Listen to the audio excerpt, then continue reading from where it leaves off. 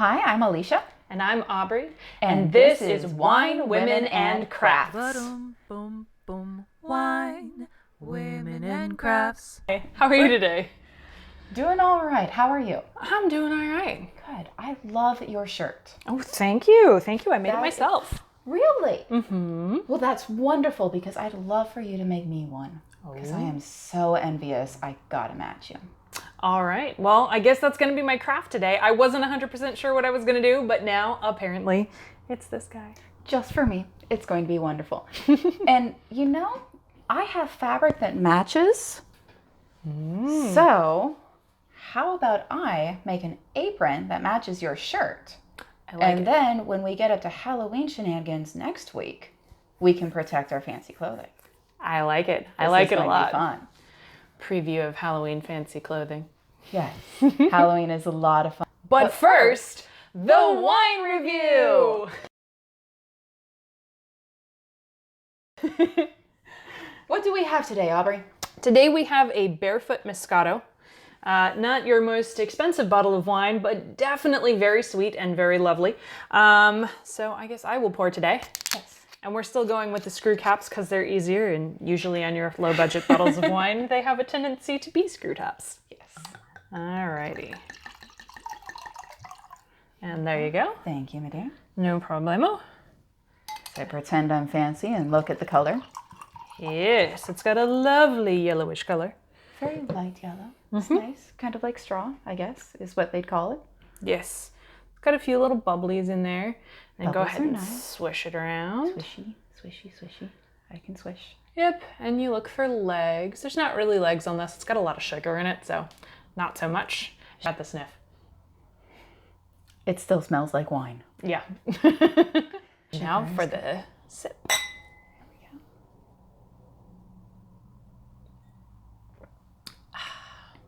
This is nice and sweet. I like it. No, this is very much like candy. I would call it a dessert wine. It's something that you can have with like strawberries or mangoes, and it'll bounce off of them really nicely, or even like sugary treats.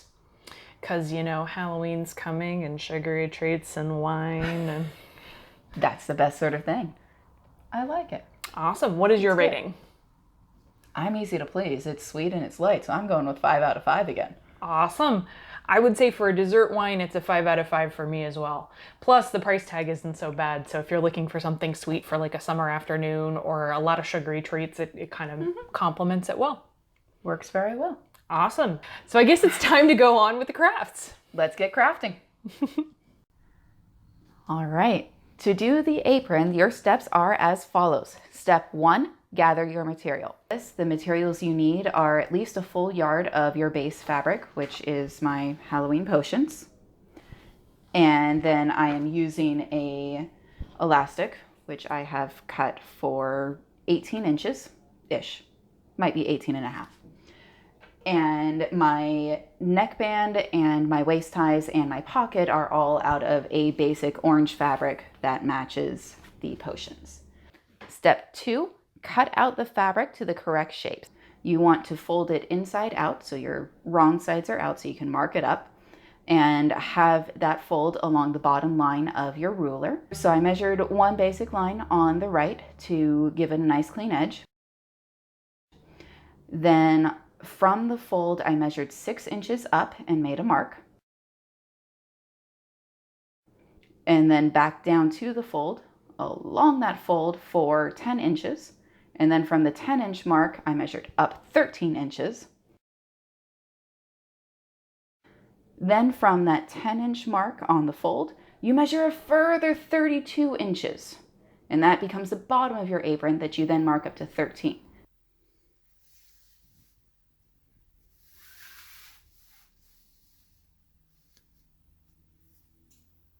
Connect all the dots.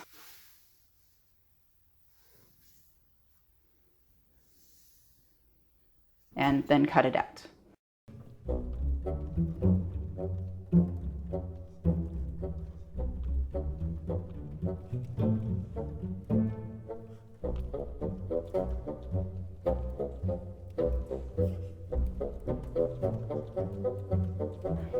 The pocket is a basic rectangle of 12 inches by 13 inches, just one layer of fabric out of that basic orange. For the neckband, it is 3 inches by 28 inches, so we have plenty of ruffles. The original pattern said 22, but I like my neckband a little bit more ruffled. It looks prettier to me, so I made it longer so it has more bunchiness. The waist ties are 3 inches wide and the width of the fabric, so that means I just lined up one edge of the yard and the fold on the bottom measured out 3 inches and cut all the way up. So they're really long, but better to have longer waist ties that then you can tie in a pretty bow or cut down to length and finding out I gained more weight in this coronavirus than I thought I did. Step 3, finish the edges of your main apron piece, which is the top, sides, bottom first. So fold it over once, fold it over a second time. I'm persnickety and I press those edges so they don't move, and then do a simple seam with back stitches at each end.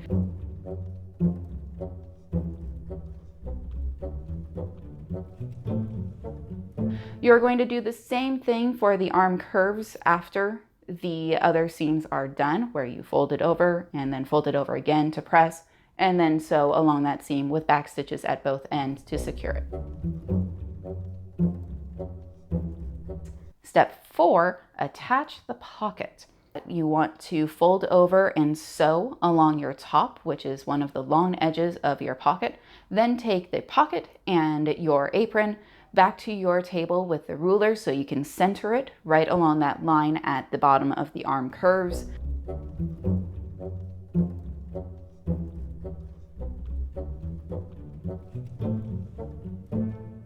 Pin it. For this, I did press the edges inside so I had a nice finished edge on my pocket. Bring it back to the sewing machine and sew the sides and bottom of your pocket.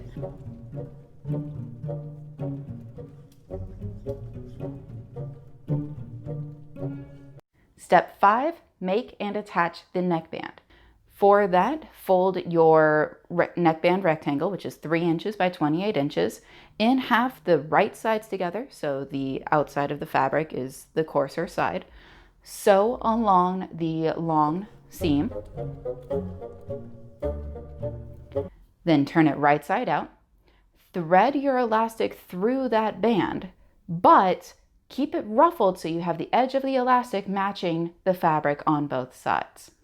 Next, you're going to fold it over once, fold it over twice. Can you see a theme here? Fold everything over twice to attach that neckband to the top of your apron bibs.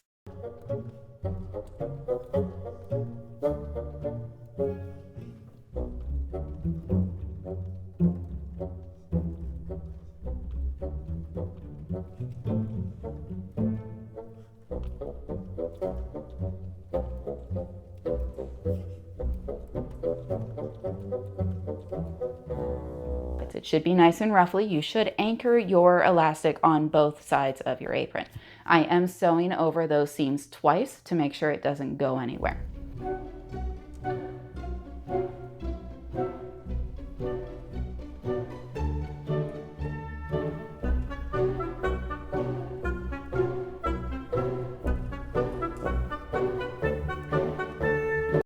Step 6, make and attach the waist ties. Fold those over, wrong sides together again. Sew all the way along that long side and sew along one of the short sides. Turn it right side out so that your seams and your raw edges are hidden. This is my least favorite part of this project and quite possibly the hardest. Fold over that raw edge on the last short side twice. So fold it over, pin and attach to the bottoms of the arm curves on the main part of your apron.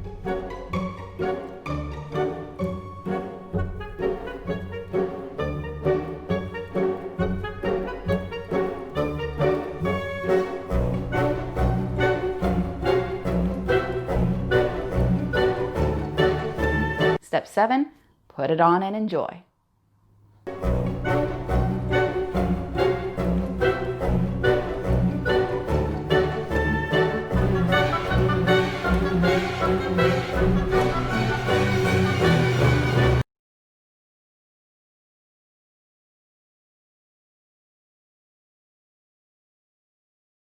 The first thing you're gonna do for this project is to gather your materials. For this, we're going to be using some puff paint. I've got black, white, and glow in the dark. The glow in the dark will be used for the eyes.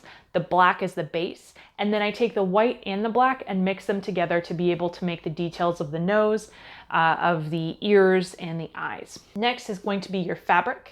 So when I went into Joann's, the only shade of orange they had is this bright, crazy orange. So that's what we're going with, even though, you know, for me, I feel like Halloween maybe not so bright. I have an X-Acto knife. This is a particular blade, but you could really use any blade of X-Acto knife, a sponge, some brushes that you really don't care if they get destroyed, some sewing scissors, and some water. The second step is to wash your t-shirt. The third step is to sew your form stitches on your pocket here.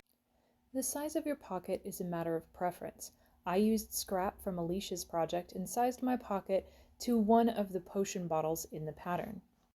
After cutting around the bottle, I folded and ironed the edges in the shape of a classic jeans pants pocket.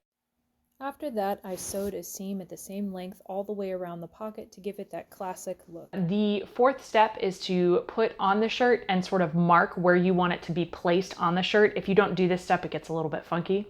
Just because it lines up straight with the shoulder doesn't mean it's going to sit that way on your chest. So what I did is I put on my shirt first, decided where I wanted the pocket, pinned it in place, and then took off the shirt. For my shirt, it had a little bit of a defect on it, so it was easy to figure out where the placement should be. For Alicia's, she felt more comfortable with it on her left side, so we put that for hers. Your fifth step is to paint a base coat for the cat. For painting the base of the cat, you're going to take the form that you've done, sponge through so that you've got the form that you like. The one step I kind of missed in here is cutting out your form. You can also use a pre-formed pattern or anything like that that you find online. We can also make these available in the Etsy shop. If you have any interest, let us know in the comments and we'll put them up there.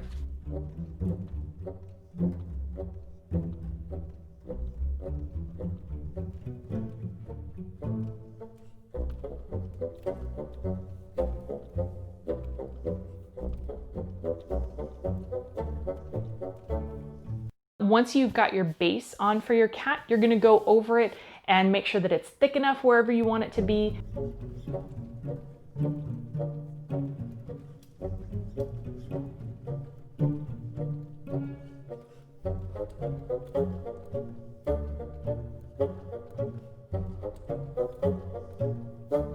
And you're also going to paint the details of your cat. This is up to your taste and how you want your cat to be. Most of the time you're going to have a slanted eye, you're going to have a triangle nose, and then you'll have the mouth come up in sort of a smile pattern with some whiskers coming off. However, you can make your cat any which way you want. It's really your design. That's kind of the fun thing of making your own craft as opposed to buying it in a store. You can do whatever you want.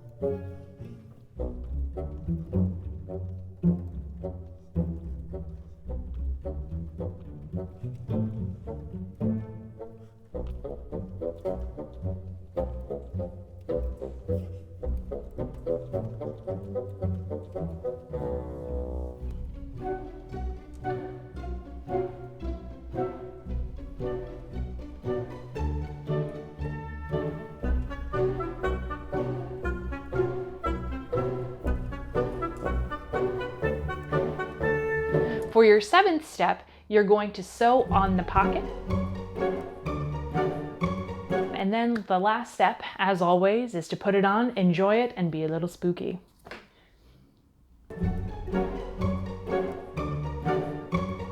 So, it's the next day. We have our production assistant, Leo, here enjoying our wine with us. Yes, we re-poured just for you. And as you can see, now that everything's dry and put together, These are the final projects for this week. You can see the gorgeous t-shirt that Aubrey made for me. And Alicia's super cute Halloween apron. And if you like these projects and enjoyed our antics, remember to click like and subscribe for our channel. And we will see you next time for our super fun Halloween episode. Boy, have we got some magic for you. See you then. Boom, boom, wine, women and crafts.